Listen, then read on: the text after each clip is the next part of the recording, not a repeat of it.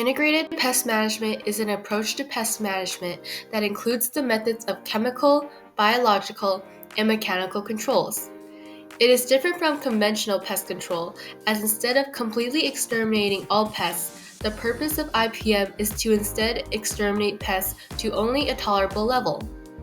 IPM does this through manipulating the natural environment the pests live in and turning it against them, but not against local species.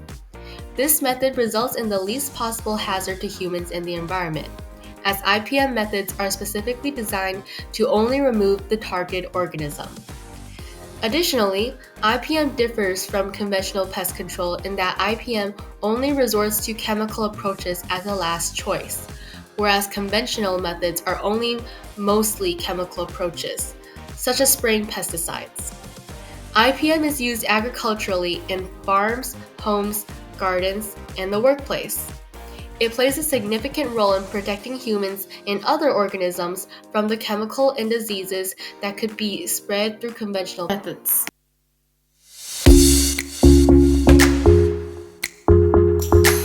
So how does the IPM work? The IPM isn't a single method, but a series of pest management decisions, controls, and evaluations. There are 4 steps to accomplish this, which include setting the action threshold, monitoring and identifying the pests, preventing infestation, and controlling an infestation if one occurs. Selecting the action threshold must be done before any pest action is taken. The action threshold is a point where pest populations or environmental conditions indicate that pest control action needs to be taken.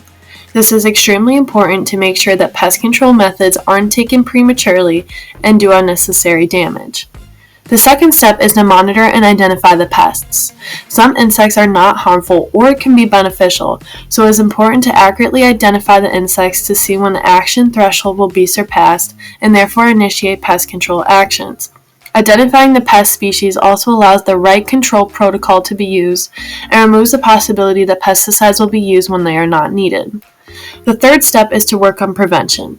Using various methods, including rotating between different crops, planting pest-free rootstock, or selecting pest-resistant varieties, are ways you can help prevent the action threshold from being surpassed and protects crops against future pest infestations.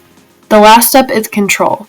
This happens only once the action threshold is set, the pests have been identified and monitored, and preventative methods are no longer achievable. Once steps 1 through 3 are complete, the IPM program will then evaluate the proper ways to control for pests based on effectiveness and minimal risk. First plan of control taken is the use of highly targeted pesticides, which include pheromones, that disrupts pest mating, or a mechanical control method, which includes trapping or weeding. This is considered a less risky approach. If this less risky approach isn't working, then the next step is to use targeted spraying of pesticides. And if that approach doesn't work, the last resort is to spray non-specific pesticides.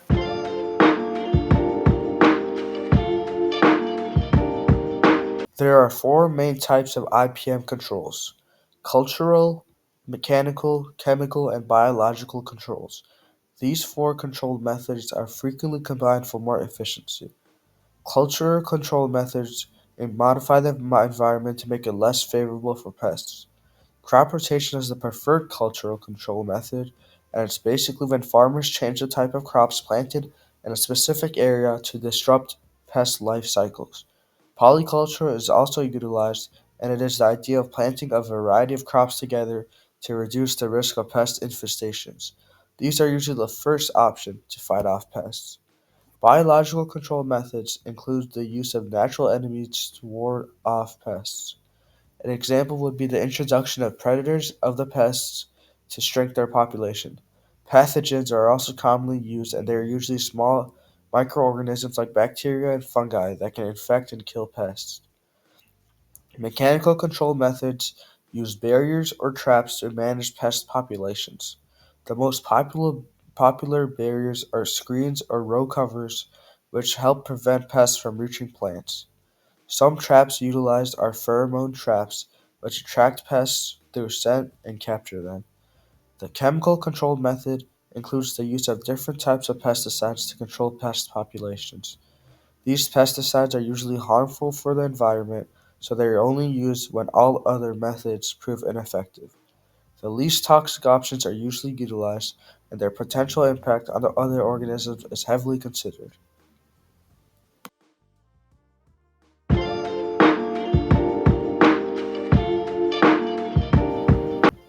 Firstly, IPM reduces reliance on chemical pesticides, which mitigates environmental pollution and preserves biodiversity. By incorporating these natural predators and beneficial organisms, IPM can promote ecological balance within ecosystems. IPM can also foster sustainable agricultural practices because it targets pests precisely, minimizing the collateral damage to non-target species. This in turn can contribute to healthier soil, water, and air quality.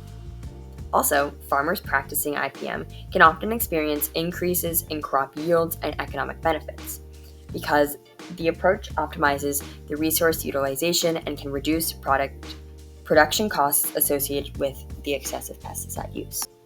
But with some of these benefits, integrated pest management can have its drawbacks too. Using IPM can take a lot longer, disrupt growth cycles, and can lower the population of beneficial insects. It also has a higher production to cost ratio and can contribute to outbreaks of secondary pests. Because of the multiple controls, IPM also requires expert management and additional planning strategies in order to be the most effective.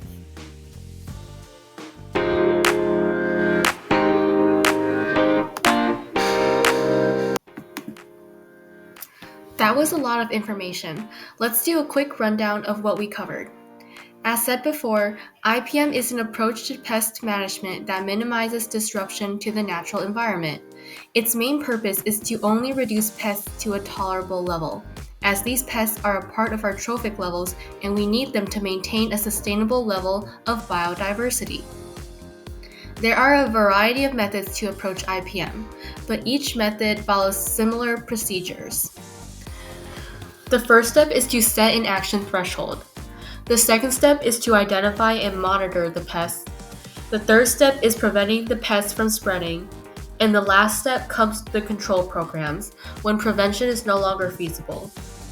There are many ways to approach IPM, but the four main methods include mechanical, biological, chemical, and cultural. These methods lead to a variety of healthy effects on the environment, which mainly includes less runoff and eutrophication from the low use of chemical pesticides, decreasing pesticide resistance, and decreasing harm done to other species. However, IPM does take more time and management to pursue. Overall, integrated pest management is a great way to continue preserving the habitats and biodiversity in our natural environment.